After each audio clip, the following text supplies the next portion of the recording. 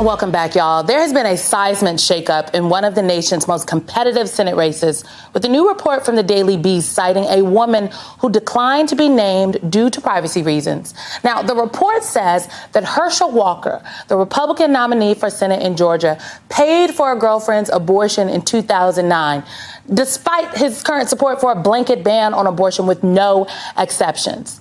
The Daily Beast says the woman bought receipts. Literal receipts, a $575 receipt from the abortion clinic, a bank deposit receipt with the image of a $700 check from Walker that she says paid for the abortion, and a get well card inscribed with Walker's handwriting. The Daily Beast says it also corroborated the story with one of her close friends who took care of her at the time. Now, NBC News, we have yet to independently confirm this reporting or the documents, and when we reached out to Walker's team, they referred us to a tweet he posted, which called the reporting a flat-out lie, insisting he never paid for any abortions. Shortly after the story broke, Walker appeared on Fox News where he said this. Right now, they've energized me even more, and they're not going to take the seat, so they better work it even harder because they've jeopardized my kids. They've jeopardized my family. They think they can threaten me. They think they can scare me. Right now, all that done is has energized me more. Yes, in that interview, Herschel Walker skirted specific answers on the bank deposit receipt with an image of the check he allegedly wrote. Almost at the exact same time Herschel Walker was making that appearance on Fox, his son, a popular conservative social media influencer, Christian Walker, he tweeted this.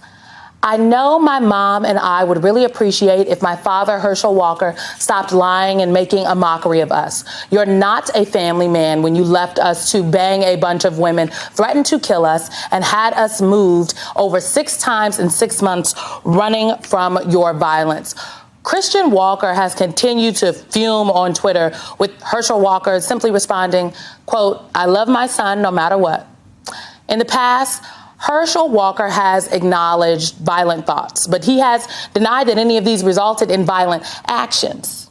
If you think this spells the end for Herschel Walker's Senate campaign, you may be underestimating Walker's decade-long popularity in the state and the competitive numbers he's managed to generate in the polls thus far. So let's discuss. Here to talk about this and so many other midterm shakeups is my political panel. Emily Tish Sussman is here. She's a Democratic strategist and host of the She Pivots podcast. And Joe Watkins is also back with us. He's a Republican strategist and former George H.W. Bush White House aide. Welcome, y'all. Okay, Joe, I want to start with you because the National Republican Senatorial Campaign Committee, the NRSCC, defended Walker in a statement. And in that statement, they accused the media of attacking Republican candidates using what they called innuendo and lies. But then you have Herschel Walker's own son saying stuff on Twitter, including this disturbing video. Take a listen to this.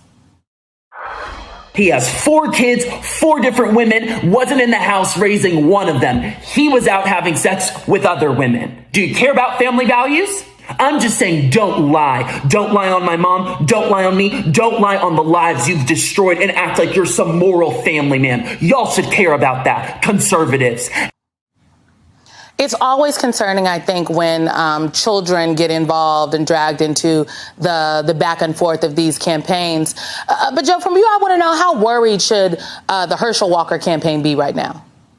Well, this is a damaging story, of course, and it's really sad to see families ripped apart, as it often happens in these campaigns, competitive campaigns. Whatever issues he has with his son and his son's mother will likely continue after the campaign ends. And I'm not surprised by what the Senatorial Campaign Committee said either, because at the end of the day, they just want to win. But this is a damaging campaign. It's always hurtful and sad when people appear to not be who they say they are, or to live lives that are in conflict with what they say they stand for. And clearly, this is a damaging article and allegation for Herschel Walker. But that being said, I'm not convinced that it moves the change in terms of the polling numbers. I mean, right now, all the polling data I've seen shows Senator Warnock ahead by about 5 points. And I don't think that this necessarily widens Senator Warnock's lead. I don't think that people who learn this about Herschel Walker will be inclined to vote for Senator Warnock or to not vote at all. I think the numbers kind of stay where they are. It doesn't help Herschel Walker, but I'm not sure that this greatly hurts him from a polling standpoint. Emily seems skeptical on that point. The question is how does the Warnock campaign navigate this? Again, children are involved here. There are obviously some deep-seated family issues, but the receipts in the Daily Beast are damning. They have a check. They have a note. So should the Warnock campaign touch this, or should they just let the dumpster fire burn over there and they focus on what they got to do, Emily? Let it burn. Look, Senator Warnock is a great guy, a character, a moral, upstanding man. You run that campaign. Like, you run on your values, you run on what you've done in Washington, and that obviously is resonating in a state that is totally purple. Let the dumpster fire burn. Here's where, and I agree with a lot of what Joe says. Here's where I disagree. I think it does move the numbers. I think the people that are up for grabs in this election, because I think the people that are up for grabs in this election are Republican women, independent, Republican-leaning, and Republican women. I think they're already motivated. It's Rovember. Let's not forget that. They're already motivated because they know that their personal reproductive rights and rights over their body are on the chopping block. And they may not be talking about it, but I think they may be looking to vote for somebody in the Democratic column who's not going to vote for a national abortion ban like Herschel Walker said that he was going to. It's not just the difference on the policy. It is the character. I think a lot of those Republican women are also going to be inclined to be looking to see who really is a good guy, who really does represent family values. And they'll see that Warnock does across the board. And this looks terrible for Walker, like really bad on the character. It is not good. It is not good. I know. I do know that Herschel Walker and Reverend Warnock will meet in a debate on October 14th, I do believe. So that debate is still on. I'm sure we will all be watching. I want to move to Pennsylvania because there's also a tight Senate race in Pennsylvania between the Republican candidate, Mehmet Oz, and the Democratic candidate, John Fetterman, who also serves as the lieutenant governor of the state. Now, unlike Fetterman, Dr. Oz, Mehmet Oz, has the ability to put millions of his own money into the race. He has been one of his own top donors this cycle. $7 million of the $17.2 million that he raised in the most recent quarter, that was Mehmet Oz's own money. So how does the Fetterman campaign, Emily, and the Democratic apparatus, for that matter, counter that kind of cash? With messaging that resonates. Fetterman has been coming out every step of the way. He started in the primary and he continued it on to the general to talk about positives on him, to point out how he connects with people, and talk about what he did first as the mayor of a small town outside Pittsburgh and now as lieutenant governor. They are out with a new ad today, Republicans for Fetterman. So if you put out things that are interesting, that keep people's attention, that's how they're going to do it. But at the end of the day, it's going to be about finding their voters, identifying them. We're now in the GOTV section of the campaign.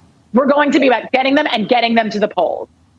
Well, there is another recent report from NBC News, our Philadelphia affiliate, and it says that John Fetterman is planning to launch Republicans for Fetterman. And this is going to feature lifelong Republicans who intend to cross the aisle at the ballot box in 2022. Joe, we have seen this in response to Trump. When I worked for President Biden on the campaign, we did this in our own campaign. But does this work now in the age of this ever popular rhino insult from some of these MAGA Republicans? Yeah, I'm not sure that it works necessarily. There are people who are pretty much dug in as to who they're going to vote for. Of course, in the governor's race in Pennsylvania, the Republican governor candidate, Mastriano, just hasn't had any money to advertise himself. So I think the lead that Josh Shapiro has will continue to widen on that side. And you'll have Republicans that will certainly side with Josh Shapiro in that general election just coming in a few weeks. As for Fetterman, his ads have been really excellent so far. So I'm not surprised that Dr. Oz would pour in as much money as he needs to catch up and then to make this a really close race. So he's poured a lot of his own money, and he has the resources to do that, and he's doing that. And he's hitting Fetterman, of course, on the issue of crime and his stance on letting out murderers and the like. Does that resonate with voters, even though the ads have been strong? Yeah, and I mean, you have Fetterman highlighting his tenure as mayor of Braddock and not lieutenant governor in response to that hit. It is definitely something to watch. Election day is a little over a month away, folks. Thank you, Emily Tish Sussman and Joe Watkins. Appreciate you guys.